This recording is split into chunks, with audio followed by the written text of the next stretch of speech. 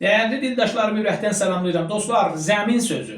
Bugün zəmin sözünü araşdırırıq ki, farsla anlamı yer olur. Bu türkçə bir sözdür. Deyirik buğda zəmisi, deyirik arpa zəmisi ki, zəmi gedib və farsıda yer anlamında işlənir. Amma bu iddia bu sadəlikdə, bu rahatlıqda deyil. Çünki bir nəfər eləyə bilər deyə şayət farsıymış, farsda gəlib türkçədə istifadə olunur.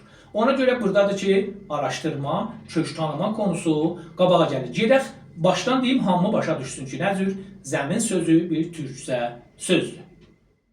Değerli dildaşlarım, bizim Türkçədə yaz sözümüz vardı ki, bahar anlamındadır. Bahar özü də Türkçə bir sözdür. Bar və var, barlıqdan və varlıqdan gəlir. Amma niyə biz bahara yaz deyirik və yaz deyilibdir? Çünki yaz qışdan qurtulmuş quru torpaqlara ki, ağ, yazısız bir kağıza bənzəyir, yeşilliklə və yeşil mürəkkəblə yazmağa başlayır və təbiəti bütün yeşilləndirir və yazır.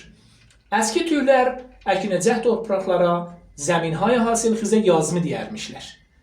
Bu sözü Kaşgarlı Mahmudun sözlüğündə də arayıb baxa bilərsiniz. Yazımı ki, get-gedə tarix boyu yayı gedib, yəni qıyılıbdır və zəmi sözü qalıbdır ki, zəmisin biz deyirik məsələn buğda zəmisi, arpa zəmisi, ya məsələn deyirik zəmini suvardım, zəmini biçdim ki, zəmini eynən ki bizdən nə cür eşidiblər, aparıblar o cür farsıda zəmin, yəni yer əvəzinə orada işlədiblər. Zəmin tamamən bir dənə türkü söz.